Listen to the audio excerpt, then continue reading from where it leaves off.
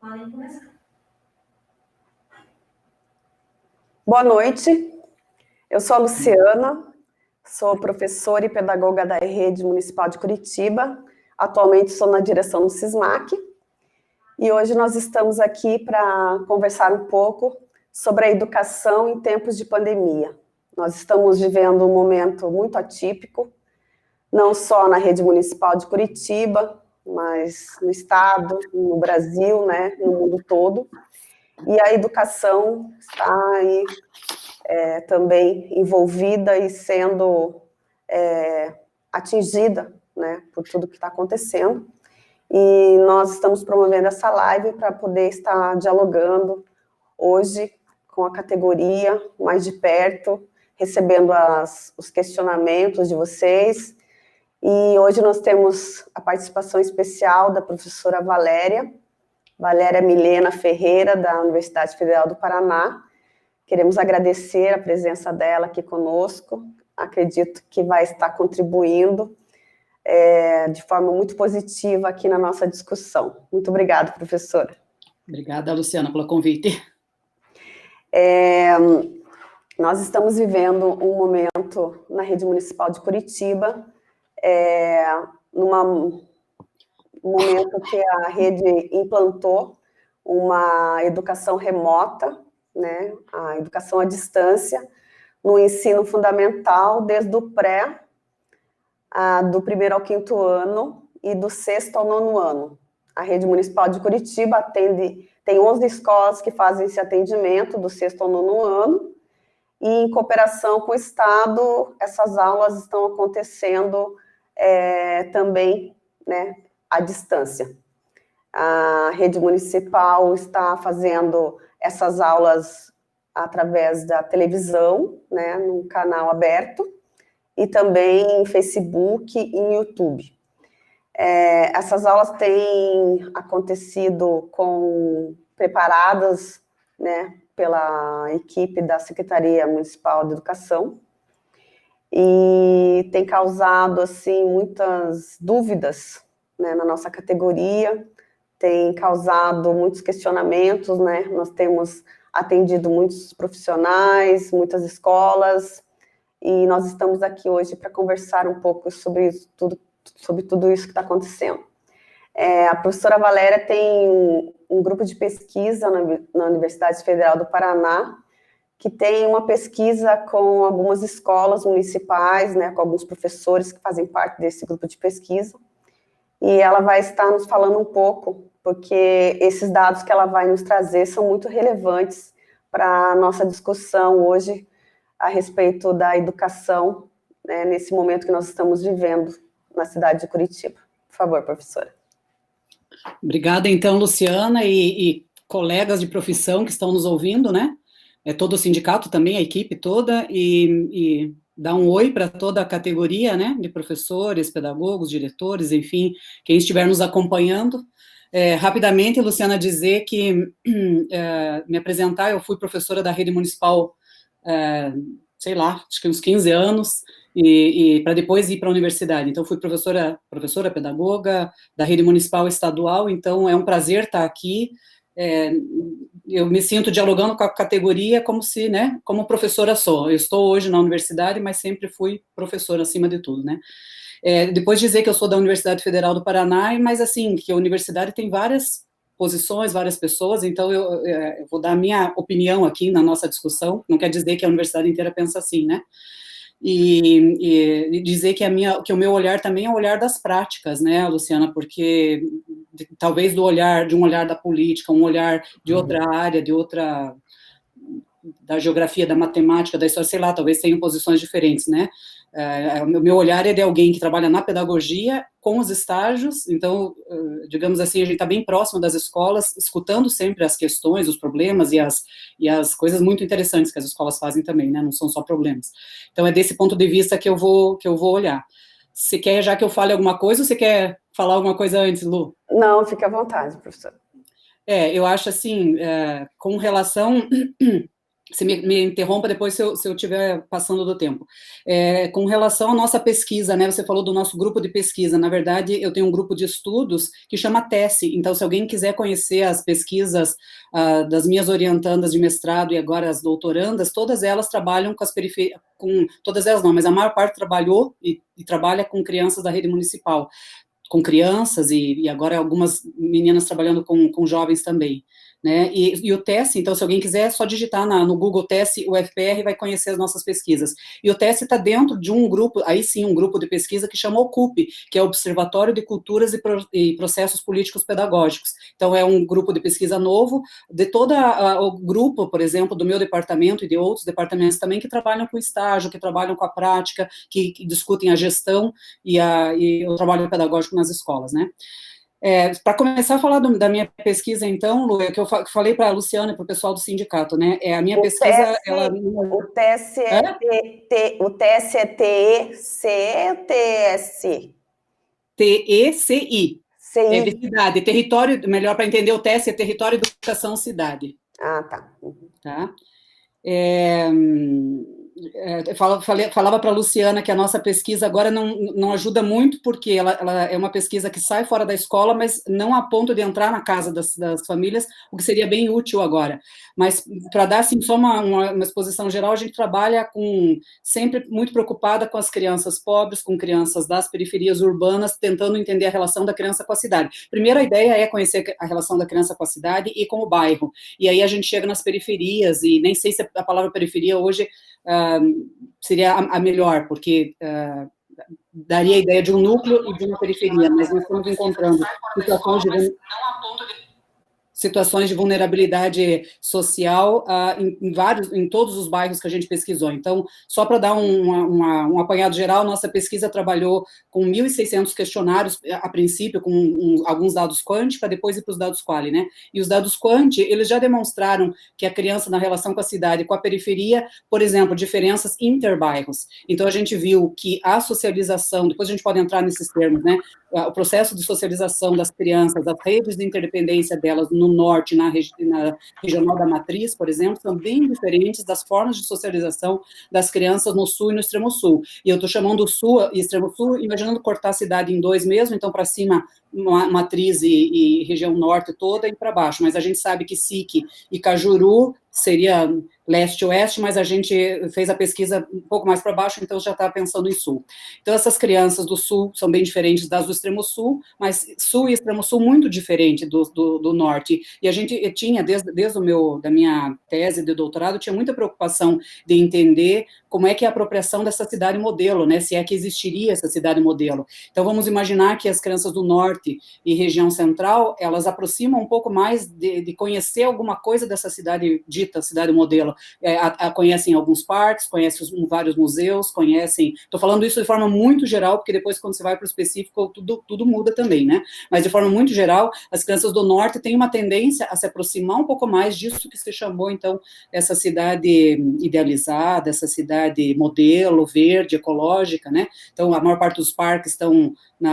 parques bem cuidados, parques turísticos estão muito mais na região norte e central do que para o sul e extremo sul. Nos bairros que a gente pegou ali do Boqueirão, Capão Raso e para baixo, então ninguém fala que na nossa pesquisa é conversando com as famílias em primeiro lugar, perguntando onde elas vão do espaço da cidade. E aí, onde elas vão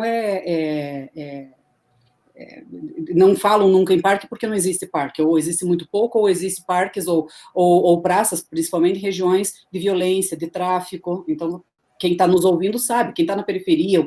ou está numa região dessa de vulnerabilidade social sabe bem do que a gente está falando, né? São crianças que são impedidas de ir na praça porque a praça é lugar,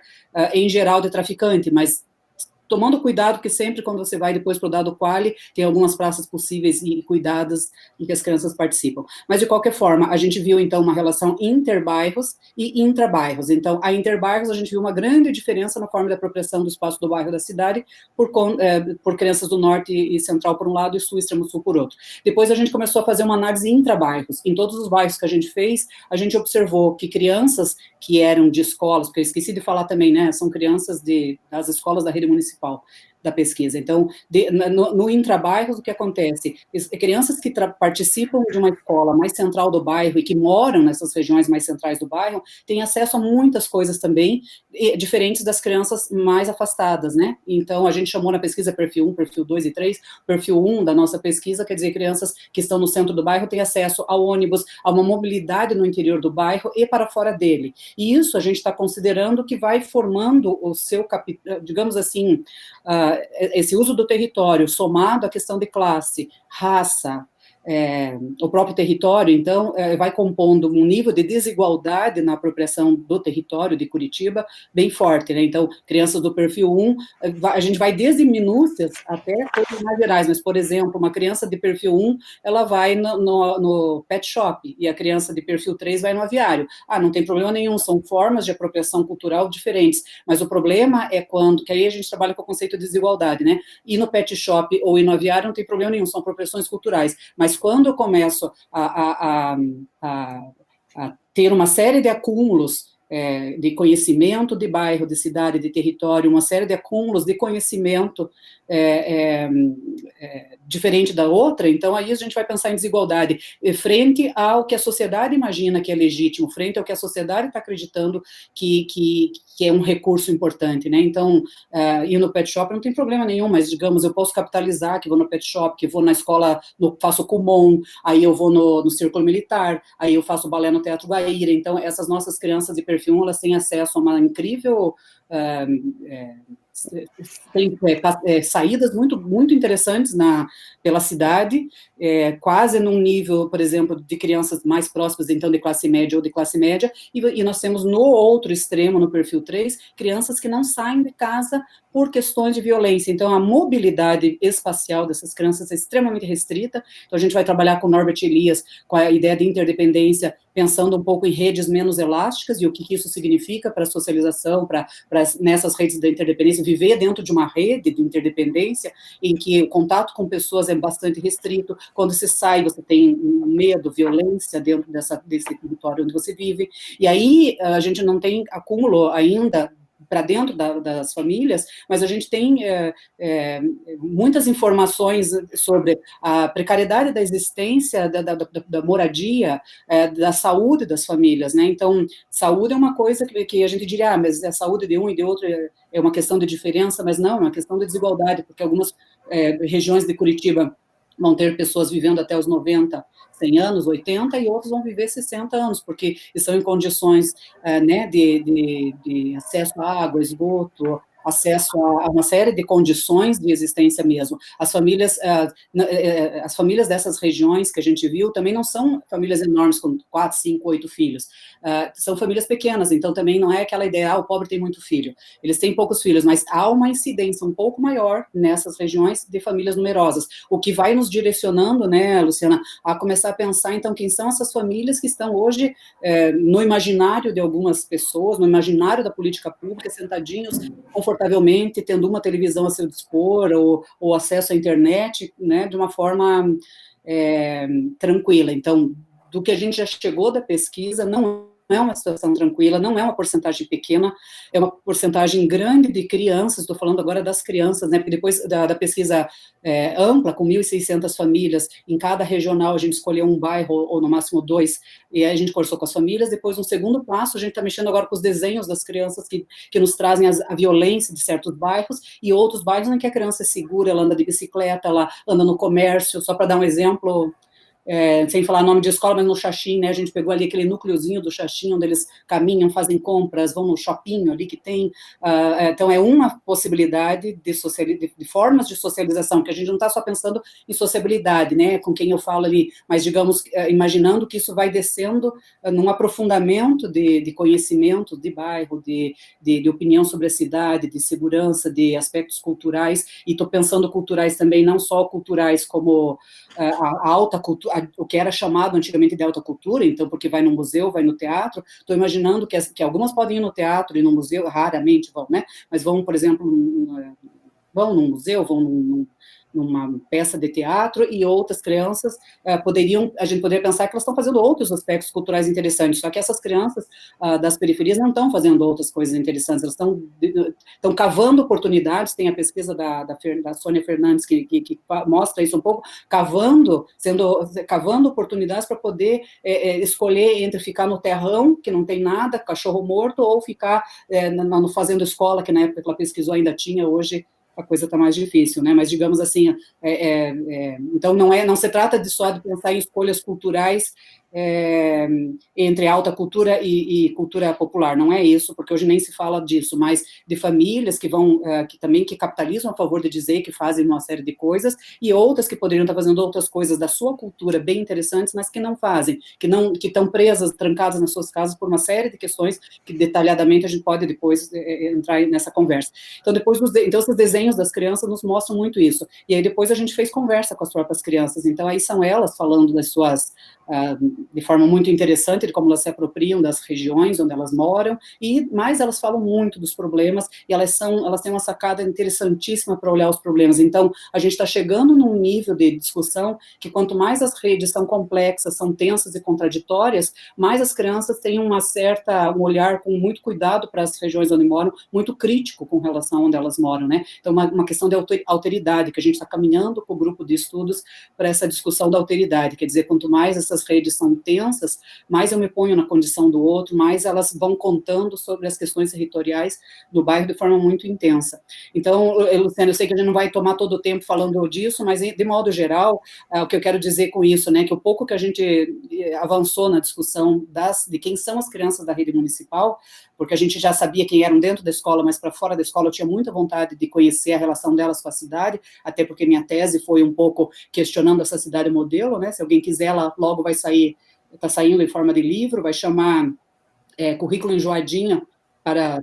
Curitiba Ver, alguma coisa assim, nós estamos ainda terminando o título, mas vai ser Currículo Enjoadinho, porque é um pouco esse currículo da década de 90 também, que insistia no Lições Curitibanas, no Curitibinha, insistia em dizer que a criança se apropriava dessa cidade modelo, e na prática, muito pouco a gente vê essa criança reconhecendo essa cidade idealizada por vários curitibanos, né, da cidade, não todos.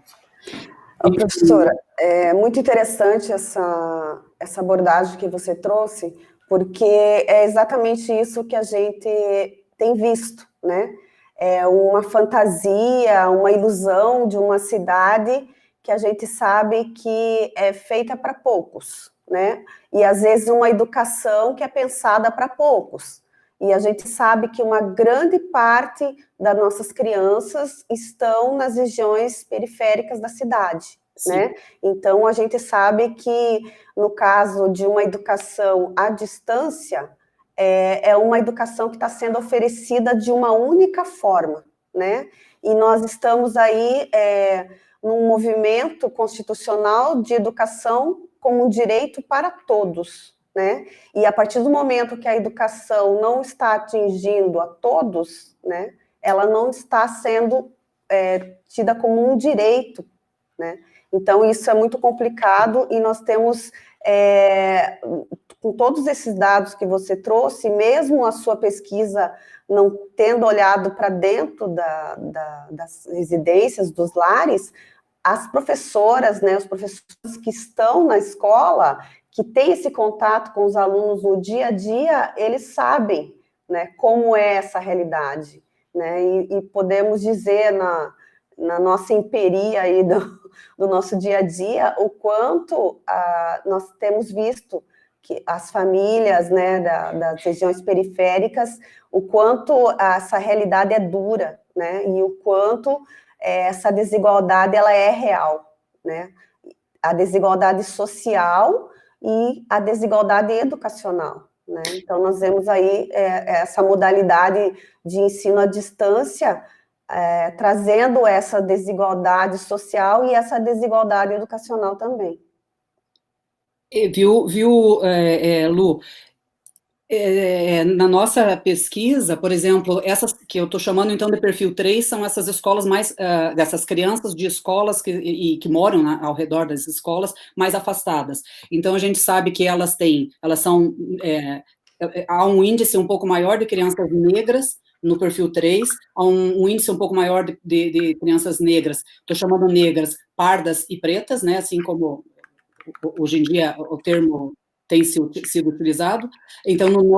na região sul e extremo sul, e também nas laterais da cidade para o sul, né, você tem mais crianças negras.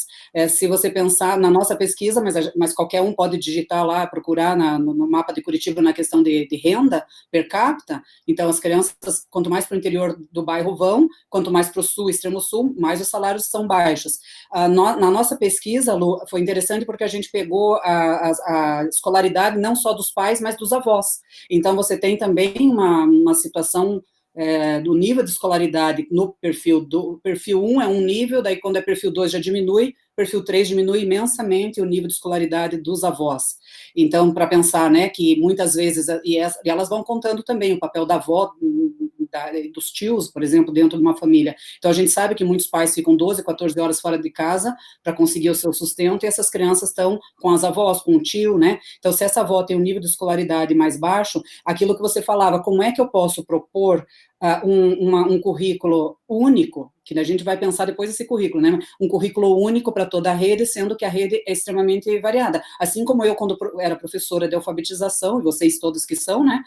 Dentro da sala de aula seria uma variedade, aquele que sabe, aquele que já está escrevendo alguma coisa, aquele que ainda não está escrevendo, aquele que já está bem adiantado, quer dizer, a sala de aula é um espaço do diverso, né? E me preocupa quando a gente olha. Eu não estou dizendo com isso que a gente não deva fazer alguma coisa, por exemplo, via televisão, para as crianças que podem assistir. Eu acho ótimo, só eu até gostaria de comentar, eu não entendo muito de educação à distância, nem dessas tecnologias, mas a gente já observa, por exemplo, que é uma aula padrão para todos, né? Mas tudo bem, mas vamos imaginar que crianças que possam, então, acompanhar, que bom que acompanhem, tem mães podendo fazer, ou avós, ou tia, ou irmão mais velho, ótimo que possam fazer. Só que daí a gente começa a ver, eu olhando de fora, Luciana, né? Os professores que estão à frente na televisão, eles estão cumprindo um currículo muito linear, quer dizer, a aula da geografia 1, a aula de geografia 2, sei lá, geografia, história, matemática, né, extremamente linear, e assim, agora vai copiar, e então a gente fica pensando, por que isso está acontecendo? Porque a rede tem uma possibilidade imensa de professores extremamente criativos, mas parece que na televisão tem que funcionar de outra forma. Então, a gente também está expondo a categoria, porque alguns vão dizer, ai, nossa, é assim, né, a filmagem não é tão legal, esse tipo de aula em que eu vou dar um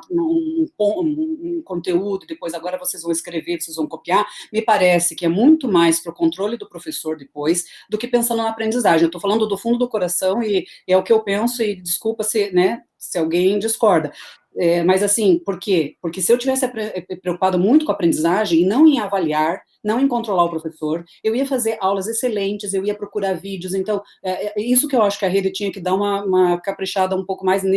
caprichar não é o caso, mas pensar num tipo de aula mais dinâmica,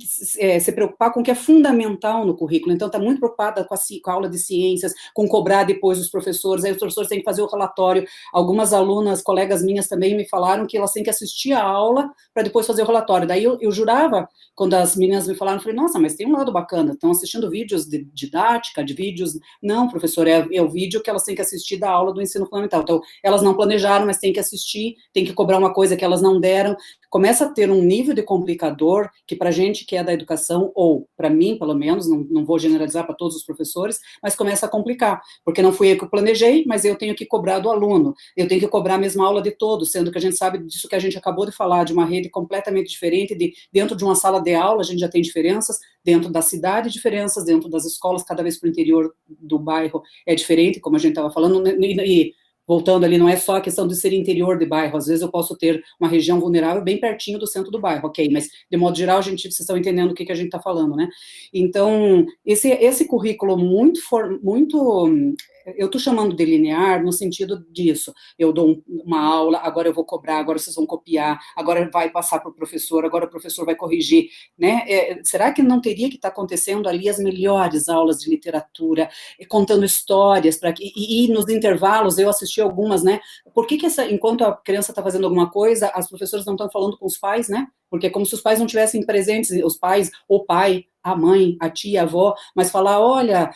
pais, vocês poderiam contar uma história, depois escutar ela contando a história, perguntar o que aconteceu primeiro na história, o que aconteceu depois, veja a riqueza disso, o vocabulário, o aumento do vocabulário com a literatura. Então, digamos assim, agora que seria o momento, no meu ponto de vista, eu fui a professora alfabetizadora um bom tempo, né, agora o foco deveria ser na alfabetização, na leitura, na matemática, se ela tivesse envolvida com problematizações interessantes, mas se preocupar menos que agora eu tenho que cumprir tal e tal conteúdo da ciência, da geografia, né? Por exemplo, música, os professores de arte têm muito o que dizer para as famílias brincando, escutando música, a educação infantil, ela deveria estar cantando muito, brincando muito, desenhando muito, lendo muita história, e, no entanto, há uma preocupação muito grande em cumprir aquele currículo de forma que na aula presencial funciona, e na aula à distância parece que não funciona tão dessa forma, né? E eu já queria entrar rapidamente para te passar a bola também, pensar um pouco como é que a criança aprende, porque há uma ideia de que que as crianças todas vão estar sentadinhas assistindo, que a televisão seria uma televisão, mas comprar uma criança, mas você tem 2, 3 filhos em casa, e que essa mãe estaria lá, né? Então, se ela estivesse lá, ela estaria, teoricamente, aprendendo. Só que nós, da educação, acho que agora os pais também estão nos valorizando um pouco mais, para a gente também como é que entende um pouco mais como a criança aprende, não é só ouvir uma coisa ou ouvir e ver. As coisas funcionam para a aprendizagem no diálogo, na reflexão, em sala de aula é muita reflexão que acontece, e depois experimentando muitas vezes, né, então, e depois elas acontecem com o outro experiente. Nós lemos muito Vygotsky para entender que o que a criança não faz sozinha, ela faz com a ajuda do outro, e depois virá a fazer sozinha, mas essa interação com aquele outro mais experiente, que eu não estou nem só dizendo que é o adulto, pode ser o amiguinho, o irmão mais velho, alguém mais experiente naquele assunto, para ajudar. Então, eu começo a achar bastante difícil que para crianças pequenas e dos anos iniciais, essa aprendizagem possa ocorrer dessa forma. Agora, então não tem aprendizagem nenhuma? Claro que tem. Ela ouve, ela assiste, e depois ela tem comandos muito cuidadosos das professoras da rede, muito cuidadosos do pessoal da rede municipal. Eu sei que é muito cuidado, só que, então, eu acho que deveria ter menos quantidade e mais qualidade, tendo em vista que já está acontecendo. Agora, eu diria, teríamos que fazer de uma outra forma, excelentes atividades, os professores, ao invés de ficar assistindo as aulas e fazendo relatório, tinham que estar em casa quebrando a cabeça para pensar em propor lá para o pessoal da secretaria uma aula que fosse muito interessante. Olha, eu vi esse vídeo, olha, eu vi essa música, que tal propor isso? Todo mundo muito focado em pensar a melhor aula, e não, eles estão sentados fazendo uma burocracia para que alguém diga que no final do mês elas vão ter o salário. Não estou dizendo que com todas as palavras que é isso, mas se for isso, eu acho que teria que repensar, porque o momento de pandemia é um momento seríssimo, nós nunca vivemos isso, nós não sabemos, então, assim, no meio da morte, de mortes, de pessoas sem emprego, de pessoas com medo em casa, o psicológico está afetado, e daí o que se propõe é que o professor fique sentado para ele ganhar salário, para ele não, né, não parecer que está parado, só que ele também está com seus filhos, ele também está dentro de casa num monte de coisa e ainda tendo que fazer relatório. Ok, está dentro de casa e tem que trabalhar, eu também continuo, a nossa vida na universidade em alguns aspectos também está continuando. Só que então, o que deveria ser proposto? Não sei se é o professor fazendo relatório do que ele já sabe, já da aula, né, para cumprir isso depois, e para quê? Para depois olhar o caderno da criança e ver se ela cumpriu. Que criança é essa que vai ter feito isso? Que vai ter feito, digamos que 20%, 30%, depois vocês me falem se não for isso, mas digamos 30% vai ter conseguido sentar com a sua mãe e fazer. Então, é um esforço de avaliação, de registro, de controle, que eu não sei se a hora agora ela está falando com os pais nesses vídeos, de estar conversando com as crianças de forma a ampliar o vocabulário, trabalhar alfabetização, leitura, né, música, dança, uma forma em que os professores pudessem estar trabalhando com a mente nas melhores aulas. E outra coisa, quem puder, eu sei que é muito difícil, deveria estar conhecendo as suas comunidades, porque a gente, como professor, não conhece, a gente recebe os alunos, vê aquele que é mais pobre, que está com uma roupa mais assim, que está com uma situação mais para dentro da escola. Agora, nós que fomos para fora, a gente viu um universo que valeria a pena os professores, eu sei que daí é bem difícil como fazer isso, porque o professor teria que usar o seu celular, como é que ele faria isso? Mas, digamos, se pudesse, usar esse tempo para conhecer as suas comunidades profundamente, e não para preencher uma ficha depois e computar isso, mas que cada professor conhecesse o seu grupo, soubesse, pudesse ligar, pudesse conhecer o que está acontecendo, né, com todos os problemas que isso traz, porque daí o professor também teria que usar os seus mecanismos. Mas, digamos, entre eu fazer um relatório do que eu estou vendo e que eu sei,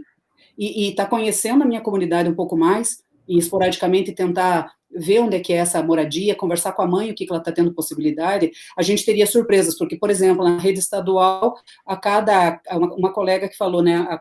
no Classroom, né, a cada 40 alunos de uma sala, 4, 3, 2 estão conseguindo acessar a sala. Na universidade, nós fizemos um levantamento, também tem bastante dificuldade dos jovens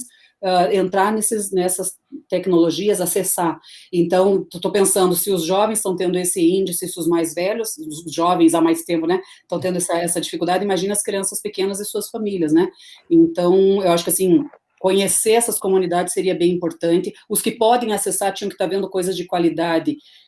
sem se preocupar com o currículo de forma mais imediata, mas pensar um currículo bastante focado na riqueza, na melhor coisa, na melhor aula de ciências que pudesse ser dada. Esses dias eu vi uma menina dando aula, que eu conheço, uma graça, misturando o azeite na água, o óleo na água, e falando homogêneo, heterogêneo, quer dizer, o que a criança ganha com isso? Uma riqueza de vocabulário. Então, talvez tenha que focar mais nos que podem isso. Agora, quando você vai me dizer que depois você vai fazer a tua avaliação do trimestre e vai dizer quem pode e quem não pode, vai fechar a avaliação agora, sabendo que 30%, estou chutando, tá? Mas digamos 30%, 40% pudessem estar acompanhando e os outros não, e forçar o professor a fazer esse tipo de avaliação, no meu ponto de vista, das coisas que eu já caminhei na vida como professora, eu questionaria. Nós temos alguns aspectos bem que têm nos trazido algumas angústias, né, na categoria e também para nós aqui no sindicato, nós temos 97% da nossa categoria mulheres, né, e as mulheres estão, né, em casa, muitas com seus filhos, muitos com filhos pequenos, e os filhos pequenos também precisam assistir às aulas, né? E agora nós estamos com uma nova demanda, né? Que é além de você assistir às aulas e fazer os relatórios, você tem que assistir às aulas e promover uma atividade escrita, impressa, para a criança estar fazendo em casa, né? Um registro formal. E esse registro, se ele não chegar por meio virtual, ele tem que ser entregue nas unidades escolares, né? Expondo também, né, a questão da contaminação, porque a gente sabe aí que o vírus tem uma vida útil aí na superfície do papel de 5 dias, então é uma coisa bem complicada de estar sendo aí manipulado, papel que vai, papel que vem, né? Então é uma situação bem de segurança mesmo, né, complicada, e aí algumas escolas também, né, por orientação dos núcleos, estão chamando as profissionais da escola para entregar essas atividades, ou para montar apostilas, né, fazer uma sistematização dessas atividades, e essa professora precisa ir na unidade, e ela, vamos supor que tem 3 crianças em casa pequenas, né? E só tem ela para cuidar das 3 crianças. Como que ela faz para ir na escola? Ela leva as 3 crianças, ela expõe ela, né, ao risco, mais 3 crianças, e se ela não for, ela tem que apresentar uma justificativa, um atestado, né? Então, assim, são N situações que não estão sendo levadas em consideração, e se estamos em isolamento social, isolamento social. Então, a secretaria deveria pensar outras formas, como você disse, né, de estar promovendo essa interação com as famílias, com as crianças, que não fosse colocar em risco, né, nem os profissionais, nem as famílias. Lu, eu quanto a entregar papel, eu não sou profissional da saúde, teríamos que ver, mas, por exemplo, quando você falou, eu fiquei pensando, né, os livros maravilhosos que a rede tem. Eu era professora, uma vez eu fui na Biblioteca Pública do Paraná, achando que eu ia encontrar alguns livros e não achei. E eu sou professora de estágio, cada vez que eu chego numa escola, eu vou na biblioteca, e eu fico babando com a quantia maravilhosa de livros bem escolhidos, a rede está de parabéns nesse aspecto. Esses livros estão trancados. E não, então, assim, é disso que nós estamos falando, um esforço para fazer uma atividade em cima de um currículo, de uma aula que não fui eu que preparei, mas, então, assim, se é para levar e buscar, se é para o pai poder ir na escola levar e buscar, ele tinha que levar livros maravilhosos, e a recomendação era, leia com seu filho, Sim. Alguém da família leia, eu até ia dizer alguma coisa mais sobre isso, mas não, acho que tá bom, né, depois orientar o pai a perguntar o que você leu, me conte sobre a leitura, o que aconteceu primeiro, quem que chegou primeiro, o que a princesa fez, quer dizer, se o pai indaga e a criança reconstitui oralmente, olha o ganho que isso está fazendo, quer chamar atenção de algum vocabulário ali, mas um comando muito simples, então os livros estão maravilhosos, de babá, estão trancados, e o professor está tendo que fazer atividades, então tá bom, quer fazer atividades, se isso pode, eu não sei, não consigo avaliar, né, se o pai pode, porque daí o pai está trabalhando, então tem isso que você está falando, a mãe está em casa, ou o pai está em casa, não gosto de reforçar também que sua mãe está em casa, em alguns aspectos o pai também pode estar em casa atendendo a criança, né, mas no sistema brasileiro, talvez, né, no caso das professoras, mães ficam em casa, se alguém vai sair para buscar alguma coisa na escola, deveria ser os livros, mas aí talvez, pelo amor de Deus, que não tenha esse medo de que, a comunidade, se não ficar registrado, se não devolver, esses livros deveriam ficar sem tempo, circulando nas comunidades, não trancados, né? Então, começa a complicar nesse sentido, dá a impressão que a ideia é cumprir o currículo, porque cumprir o currículo eu vou conseguir uma produção escrita desse currículo e depois eu vou avaliar. Então, há uma neura em cima da avaliação que virou uma panaceia, tudo é avaliação. Quase que não importa mais o que a gente está ensinando e muito o que a gente está avaliando. E daqui para frente, nessa situação que a gente está, que parece que vai durar um bom tempo ainda, não deveríamos estar preocupados em avaliar, não de avaliar desta forma, né? Você pode avaliar, se você conseguisse ligar para os pais de tempo em tempo e perguntar se leram o livro, que acharam, para a própria criança, se conseguisse dar um oi, dizer, a professora está aqui, a prof está aqui, seria interessante, né? Mas seria formas bem subjetivas de avaliação, mas o foco seria nas melhores aulas, no melhor conteúdo, porque a gente não tem garantia de quem está podendo assistir, e isso também não é desculpa, porque, claro, quem está assistindo, que bom que está assistindo e está fazendo, mas a forma de avaliação me parece ser para poder cumprir o currículo e os 800 dias letivos lá, que essa é a questão, né, que está sendo pressionado para que não são 200 dias, mas são 800 horas. Eu não sei se a gente não teria que pressionar daqui para frente, que essas 800 horas sejam repensadas, ou como alguém disse ali nesses debates que estão tendo, que do ano vira de 2020 a 2021, ok. E outra coisa que eu já vou me adiantar, acho que você ia perguntar, não sei se ia perguntar, né, mas pós-pandemia, o que as pessoas vão fazer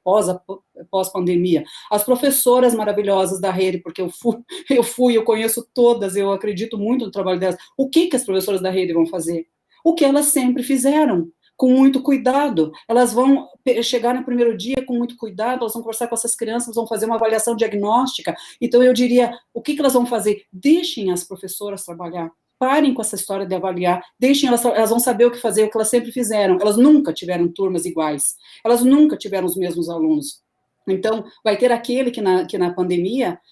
trabalhou muito, vai ter aquele que na pandemia, com todas as condições materiais, não conseguiu fazer, vai ter aquele que não teve acesso, mas por algum motivo na sua rede de interdependência, na configuração a qual ele vive, mesmo sem ter acesso à televisão, ele avançou em alguns aspectos que outro que tinha todas as condições, não. No geral, a gente sabe que a desigualdade ela sempre existiu, primeira pensar, né, a desigualdade social, econômica, ela sempre existiu, então, assim, ela vai se exacerbar? Claro que vai se exacerbar um monte se ficar enaltecendo, comparando as escolas, quem está podendo ter acesso,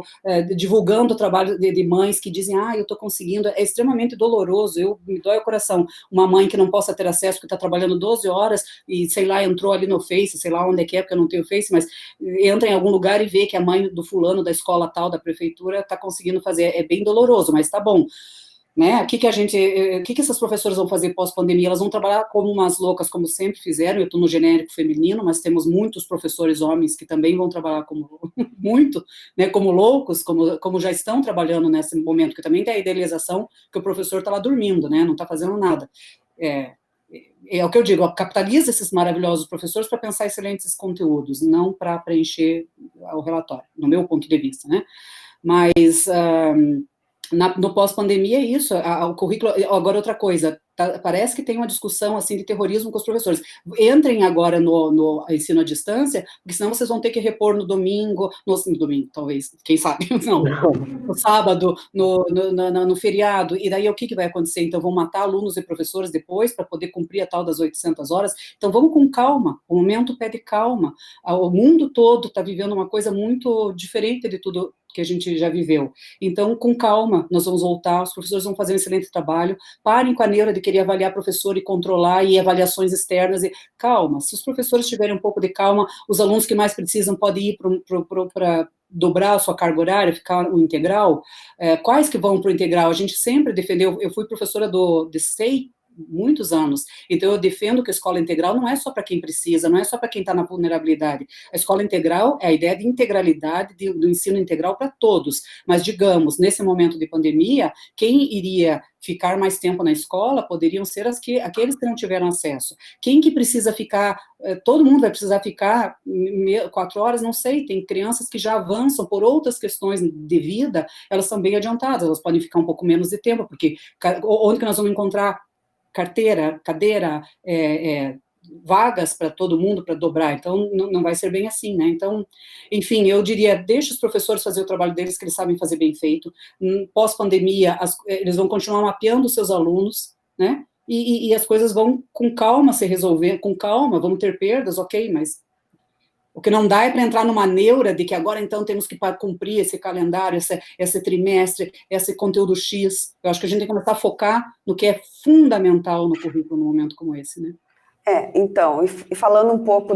do currículo, né, as pessoas também ficam, né, que você falou nessa neura de cumprir o currículo, né? Mas que currículo é esse? Né? É um currículo homogêneo, né? Para a diversidade, né, que nós temos na rede, no Brasil, né, agora temos uma base nacional comum curricular, né, então, esse currículo também precisa ser repensado, também tem que ser flexibilizado, né, então, às vezes, os profissionais ficam tão focados no currículo e esquecem, não tem tempo, na verdade, não é questão de esquecer, né, você não tem tempo, porque é tanta cobrança, né, de ter que cumprir aquele currículo, de ter que avaliar, de ter que, né, então, você não tem tempo, às vezes, de se dedicar a essas outras coisas, né, que você estava comentando aí, que são tão importantes, principalmente, né, na educação infantil e no ensino fundamental ali do 1º ao 5º ano, né, que é um período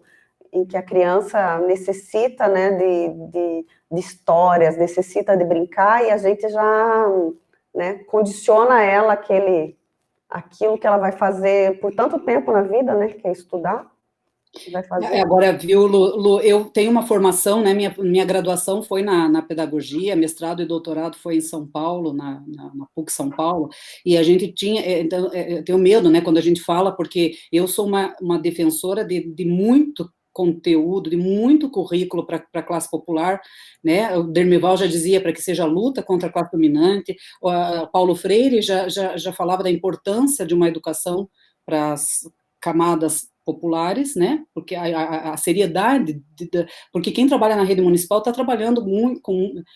uma porcentagem enorme de pessoas da classe popular, alguns são de classe média, né, pensando em classe, assim, então eu, particularmente, fui professora de currículo minha vida toda, junto com estágio, hoje é mais estágio, eu defendo muito conteúdo, por isso que eu estou dizendo, nós estamos perdendo a mão, não é que é para deixar o currículo de lado, e não é que é para flexibilizar o currículo, mas fazê-lo de uma forma, de um nível de aprofundamento, e eu ia falar um palavrão, mas assim, uma paixão que seja, né, da criança pelo conhecimento, então a melhor aula de ciências tinha que ter dado lá, estar sendo dado lá. E se ela já foi planejada em alguma aula em YouTube, não sei como é que isso pode funcionar, mas se existe uma excelente aula, uma excelente cantora, que vai, então, capitaliza e começa a trabalhar em cima de excelentes coisas que tem, só estou dizendo da forma, porque eu também peguei a período da rede em que a gente trabalhava por projetos, a gente trabalhava por redes, enfim, então, aquele conteúdo ele pode ser dado de diferentes formas, né? Então, por exemplo, uma excelente música, e depois trabalhar um pouco, enfim, escutar a música, já está valendo, cantar com o seu pai em casa, mas quer olhar a letra depois, quer chamar atenção para alguns termos, algum momento histórico daquela, né, mas assim, não é que é para pecar por menos, o que eu estou falando é justamente o contrário, o tempo que esses professores estão fazendo o relatório de uma coisa que ele meio que já conhece, porque é uma aula de 1º ou 5º ano, ele poderia estar usando pensar a melhor aula que ele já deu na vida, a coisa que mais dá uma paixão para ele pesquisar e propor uma aula dessas, né, para a rede, não sei, para os núcleos, ou então transformar ela numa atividade. O foco na excelência do currículo, mas ele pode se dar de diferentes formas, e parece que aqui a ideia é um pouco, registra, vê se o professor está corrigindo, não sei, eu acho que a gente tem que, a gente está perdendo a mão, então, isso que eu estou dizendo para a classe popular, o que ela precisa agora, que a classe popular precisa muito de alfabetização. A gente sabe os índices do Brasil, então, trabalhar tudo que puder ser trabalhado para alfabetizar, para muita leitura, muita música, muita arte. Uma colega disse, eu assisti a aula de educação física, fiquei apaixonada e descobri por que os professores, as crianças adoram tanto as aulas de educação física. Parece que o que elas fizeram ali tem um segredinho, então, que deu, não sei se é isso, mas deu para envolver talvez a família toda, um tipo de brincadeira, de exercício, alguma coisa que deu certo. Então, tem que começar a investigar o que está dando certo, o que envolve as famílias, o que é possível de ser feito, porque tem muitos pais, a gente vai dizer, num extremo tem pais não alfabetizados, e no outro extremo tem a condição perfeita, mas a maior parte da nossa rede está nesse meio do caminho, com pais que estão trabalhando, continuaram trabalhando, com famílias que têm uma televisão, talvez 2, mas tem 3 filhos, como é que ele vai fazer? Então, assim, tirando os extremos, que seria a condição ideal, e a pobreza e famílias com pouquíssima escolaridade, a maior parte da rede está nesse meio, que não está sendo fácil. Então, vamos ver o que a gente consegue fazer, vamos conhecer a comunidade, vamos conversar com a comunidade, e trabalhar muito em cima de conteúdo diferenciado, apaixonante nesses vídeos, nessas atividades, menos a preocupação com essa coisa de avaliar. Eu acho que agora o foco tem que ser a excelência curricular. E o respeito com famílias, né? Uhum. Professora, algo que apareceu também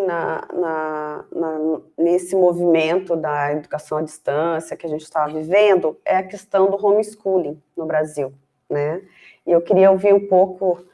a sua opinião e o que você tem aí a nos dizer sobre isso, porque agora com essa educação em que alguns pais, né, estão experimentando isso em casa, essa discussão veio à tona, né? Qual a sua... Minha opinião, né? Eu poderia ir pela discussão assim, olha, nossos pais não têm... não são formados nem em pedagogia, nem nas disciplinas para poder fazer isso. Eu poderia ir por aí, né? Os pais não têm esse conhecimento, ninguém tem o conhecimento completo, tanto que chega do 6º ao 9º, a gente já começa, já tivemos tentativas do professor de História e Geografia ser do professor, mas o conhecimento científico e artístico e literário tem, ao longo dos anos, dos séculos, das décadas, avançado tanto que existem pessoas especialistas em diferentes áreas e que vão dar o melhor para essa criança. Mas eu nem vou entrar nisso, porque isso é um pouco nítido para nós da educação. Mas eu vejo um perigo maior, que é o que o Elias diria, por exemplo, desse homo clausus. É um homem, um ser humano, um indivíduo enclausurado, quer dizer, uma mãe, um pai que permita isso, precisa pensar muito a respeito disso, porque ele vai dizer, eu estou protegendo o meu filho daquelas escolas, daqueles meninos, daquelas meninas que faziam isso e aquilo, e eu prefiro eu dar os meus valores dentro de casa. Só que a vida em sociedade, ela é uma vida com pessoas diversas, diferentes umas das outras, com ideias diferentes. Na medida em que eu coloco meu filho só para o igual, eu vou ter o meu filho aprendendo coisas que eu penso e com aquilo que o vizinho pensa. Na nossa pesquisa, só para dar uma ideia, né, tem uma determinada pessoas curitibanos que vão no shopping, muito no shopping. O shopping é um espaço do igual, do homogêneo, cheiros iguais, perfumes iguais, pessoas que entram, quem é diferente já é barrado, né? Os rolezinhos, as pessoas já são barradas. Então, se tem dentro do shopping aquele que tem a cor igual à sua, a bolsa igual à sua, tudo ali dentro é muito igual, né? Então, quando eu começo a pensar que eu vou colocar meus filhos para pensar o igual, é assustador, porque a vida, ela se enriquece com eu ir para a minha escola e ver amigos meus com diversos pensamentos. Por isso que, por exemplo, na nossa pesquisa, as crianças de perfil 1 são muito interessantes, porque elas vão em vários lugares. Então, imagine você ter uma criança que vai em vários lugares e a outra que vai em outros vários lugares, e eles se conversando, né? O que é interessante na nossa pesquisa também é que as crianças, por exemplo, desse perfil 1, que a gente está chamando pessoas, crianças que moram na centralidade do bairro, na parte mais bacana do bairro, eles vão em certos lugares do bairro e o perfil 3 vai em outros. Então, ali eles já não se encontram. Então, já tem ali uma não mistura social, que a gente vai dizer no campo sociológico, né? A mixité social, que os franceses, por exemplo, falam tanto, né? Essa ideia da mistura social. Então, eu vou num determinado lugar, os outros vão em outros lugares. Quanto mais uma classe média eu vou mais em espaços homogêneos, então eu posso começar a ter uma fobia ao diferente. E esse homeschooling, me parece que ele contribui enormemente para eu pensar o mundo de uma forma muito homogênea e pequena, porque eu cresço na diferença, eu cresço na diversidade, eu cresço olhando que tem alguém com uma escolha sexual diferente da minha, que eu tenho alguém com outra cor, e que é meu amigo, e que pensa muito próximo a mim. Agora, quando eu começo a colocar lugares em que certas cores, valorizadas inclusive pela sociedade, que é o branco,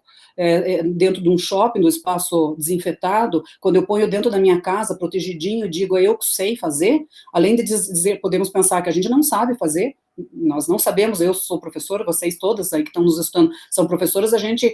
como professor, a gente diz, eu não sei, essa área não é a minha, eu vou perguntar para o meu colega fulano, que é ele que sabe, a gente sabe até onde a gente sabe. Agora, um pai que acha que sabe tudo, uma mãe que acha que sabe, que vai botar para dentro da casa, tem o perigo da criança ficar com poucos conhecimentos, porque ninguém sabe de tudo, né? E não é só acessar na internet, como a gente estava falando, precisa de desenvolver esses conteúdos, não é só ouvir, né? E eu fico esse homo clausus, que na vida real as pessoas não são separadas, fechadas nas suas células, né? Elas se conversam, elas vivem em rede, o ser humano vive em rede. Segundo o Norbert Elias, que é um autor que eu gosto bastante, as pessoas vivem em rede. Agora, quando eu vou cortando essas redes e vou protegendo, achando que talvez vou proteger, achando que eu faço melhor do que outros, porque eu não sei o que tem por trás, podemos pensar isso, eu não sei o que tem por trás de um pai que vai querer colocar seu filho para ter aulas com ele mesmo, dentro da casa, com aula particular, eu não sei, me ocorre essas duas situações, me ocorre ele aprender muito menos, e me ocorre ele ter uma experiência social muito assustadoramente pequena, e o mundo lá fora não é esse, né? Sim. Bom, professora, a gente já está encaminhando aí para o final da nossa live, e eu gostaria que você fizesse aí suas considerações finais. Nós queremos agradecer muito a sua participação, sua disposição, né, de estar aqui conosco. Nós sabemos que mesmo estamos fazendo esse trabalho remoto em casa, né, isso demanda muito da gente, está demandando muito dos profissionais da educação, né, mesmo estando em casa. Eu sei que você está bastante atarefada, né, essa semana foi bastante atarefada, mesmo no feriado, né, você trabalhou, e se dispôs a estar aqui com a gente, e a gente quer agradecer muito você. Imagina, Luciana, eu é que agradeço, eu gosto de pensar que o sindicato é um espaço de um currículo gazeteiro, então talvez muitas pessoas vão discordar completamente, né, do que ouviu, mas eu estou pensando isso, o sindicato como um espaço gazeteiro, no sentido de pensar o diferente, porque se a gente se encontrasse para pensar muitas coisas parecidas, também é aquilo que a gente estava falando da diversidade, né, então eu peço perdão para alguém que não pense, né, mas que considere o que eu falei como uma opinião, né, dizer que conhecendo a rede, pesquisando a rede, sei lá,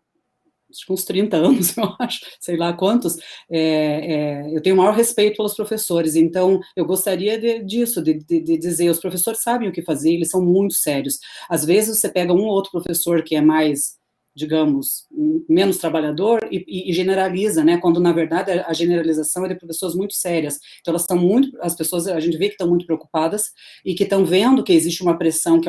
que não é legal, então pedir a consciência das pessoas, né, que tomem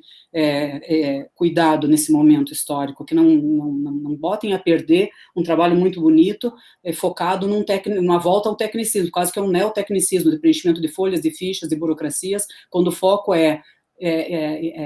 em tentar compreender melhor essas famílias. E, para mim, o tema da desigualdade é muito forte. Quanto mais a gente pesquisa a desigualdade das crianças da rede municipal, mais assustador porque, por exemplo, vamos pensar saúde, eu até dizia assim, não sei se saúde tem, né, e depois a gente vai vendo, crianças que têm uma casa que é papelão, e aí ela tem muitas otites, ela tem muito problema de saúde, vamos supor, as situações, tem várias coisas envolvidas, né, que vão fazendo essas crianças crescerem muito, muito desiguais às outras, não é questão de diversidade, é muito desiguais quanto à saúde, quanto ao saneamento, quanto à classe,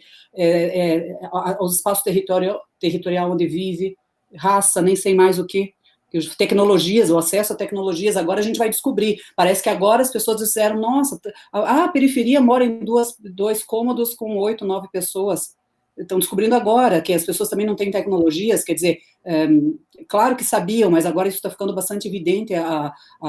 como isso é desigual, né, e isso é doído para nós do campo da educação. Então, dizer para as pessoas que estão nos ouvindo, os professores, muita força nessa hora, eu tenho o maior respeito, e do que a gente pode fazer é pensar juntos, tentar talvez fazer vários encontros com outras pessoas, outras opiniões, para a gente conseguir não enlouquecer nesse momento agora, né, e sim cuidar da gente, dos nossos queridos alunos e alunas e de todos os nossos colegas, né? Obrigada, professora. Nós estamos chegando ao final da nossa live. A nossa proposta hoje era discutir um pouco essa questão da desigualdade, né, que está presente aí na nossa rede, com a família dos nossos alunos, e um pouco do que está acontecendo aí na educação nesse tempo aí da pandemia.